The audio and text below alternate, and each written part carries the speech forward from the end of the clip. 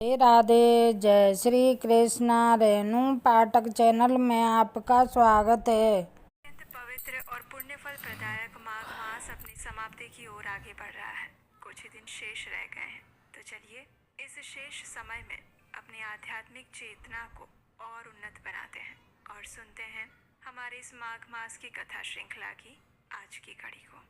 आइए आज की माघ मास कथा आरंभ करते हैं। लोमश ऋषि इस कथा को आगे बढ़ाते हुए कहते हैं कि जब वन में सारस ने एक वानर को अपने पूर्व जन्म के बारे में बताया तो उस वानर ने भी प्रश्न किया सारस से, तुम्हें ये सब कैसे ज्ञात है? अगर तुम इतने विद्वान हो, स्मरण शक्ति इतनी अच्छी है, तो फिर तुम इस जन्म में सारस कैसे बने? तो फिर सारस कहता है, हे वानर, तुम्हारा प्रश्न न्याय संगत है। जिस कर्म के कारण मुझे ये कष्टदायी पक्षी की योनि प्राप्त हुई है, उस रहस्य को सुनो।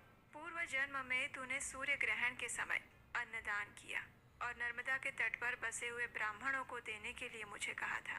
मैंने उसमें से लोभवश बहुत सारा अन्न स्वयं रखकर थोड़ा सा अन्न ब्राह्मणों को बांट दिया था। इस प्रकार उन ब्राह्मणों का अन्न हरण करने के कारण मुझे पहले कालसूत्र नामक नर्क में जाना पड़ा था। वहाँ रुधिर और पीव के सरोवर में उल्टा करके यमदूतों ने मुझे बहुत समय तक लटकाए हुए रखा। भयानक कौओं और गीधों ने चोंचों के प्रहार से मुझे क्षत विक्षत कर दिया। कीड़े खाने लगे और इस प्रकार भयानक कष्टों को 30,000 वर्ष तक झेलने के बाद मुझे ये पक्षी योनि प्राप्त हुई। जो कष्ट मैंने नर्क में भोगे हैं, उनकी कल्पना मात्र से भी अब मैं कंपित हो जाता हूँ। दैव कृपा से मुझे नर्क से तो मुक्ति मिल गई और अब मैं सारस बना हूँ। ये योनि मुझे इस कारण भुगतनी पड़ रही है कि मैंने एक बार पूर्व जन्म में ही बहन के घर से कान से पात्र चुराकर एक जुआरी को दिया था। ये मेरी माता, जो इस समय सारसी है, वो पूर्व जन्म में एक ब्राह्मणी थी। उसने भी कान से पात्र की चोरी की थी और इसी कारण इसे सारसी बनना पड़ा था। हे वानर, अब तक मैंने तुमको भूतकाल का सारा वृत्तांत सुनाया। अब भविष्य का हाल सुनो। इस जन्म के बाद में ये सारसी और तुम हंस योनि को प्राप्त होंगे। उस योनि को पूर्ण करने के बाद ही हम सभी को महादुर्लभ मानव योनि प्राप्त होगी। धर्म और अधर्म का फल सभी जीवों को अपने अपने कर्मों के अनुसार भोगना ही पड़ता है। सबको बारंबार इसी प्रकार के चक्कर में फंसना पड़ता है। केवल विस्मत योगी वेदज्ञ ही इस कंटक भरे मार्ग को सकुशलता से पार कर सकते हैं और कोई नहीं। भगवान सदाशिव हर प्राणी के छोटे बड़े पुण्य पाप का विचार करने के बाद शुभ अशुभ फल देते हैं। जो बुद्धिमान होते हैं वे उनको विधाता के न्याय को जानकर संतोष रहते हैं। कोई भी प्राणी उपाय और बुद्धि के द्वारा अपने कर्मों के फल में कोई अदल बदल नहीं कर सकता। तुम स्वयं अपने को ही देखो। पहले तुम राजा थे, फिर नर्क में गए और अब वानर हुए हो और आगे हंस और फिर मनुष्य बनोगे।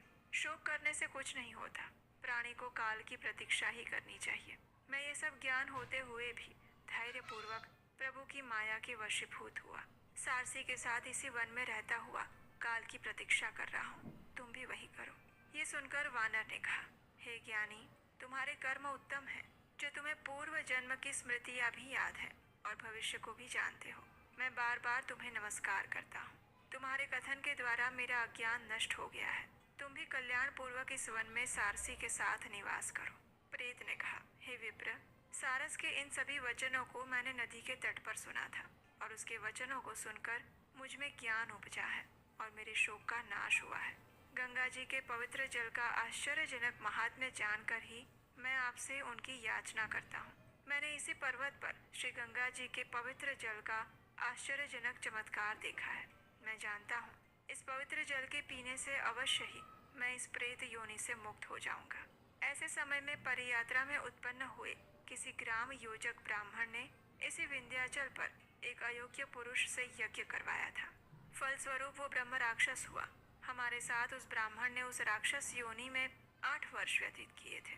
उस ब्राह्मण के पुत्र ने एक बार अपने पिता की अस्थियां लेकर उन्हें कनखल क्षेत्र जाकर गंगा जी में विसर्जित कर दिया और उसी क्षण उस ब्रह्म राक्षस को मुक्ति मिल गई थी। इस घटना को स्वयं अपनी आंखों से मैंने देखा है और इसीलिए मेरी श्रद्धा गंगा जी पर स्थित हुई है। हे विप्रवर, अब आप दया करके मुझे गंगा जल देने की कृपा कीजिए, जिससे मेरी तुरंत मुक्ति हो जाए। प्रेत की बातों को सुनकर वो पथिक विचार करने लगा कि संसार में समस्त जीव निसंदेह अपने पाप और पुण्य के फलों का उपभोग करते हैं।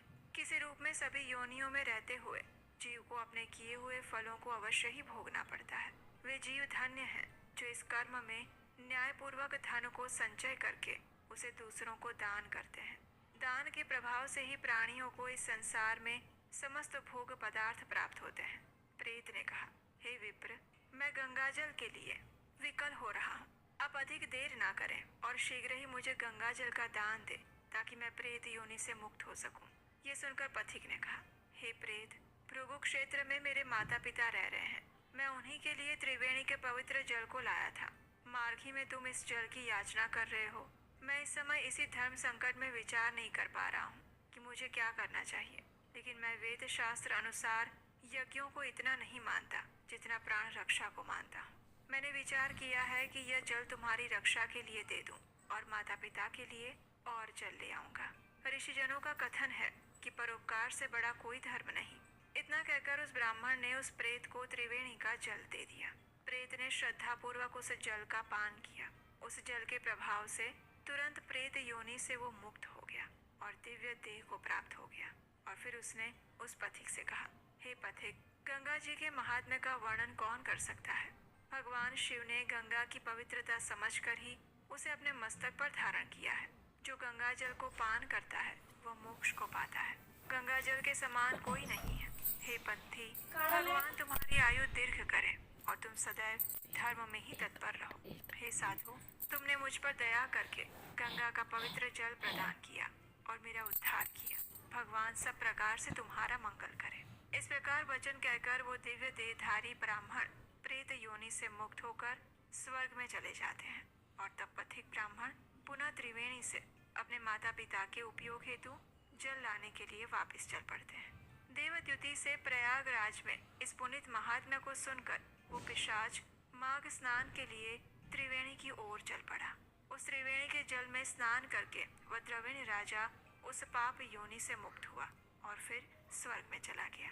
और फिर इस कथा का समापन करते हुए लोमश ऋषि उस 5 गंधर्व कन्याओं और उस ऋषि कुमार को संबोधित करते हुए आगे का वृत्तांत कहते हैं और वो हम सुनेंगे हमारे इसी माघ मास कथा श्रृंखला की अगली कड़ी में कल प्रातः।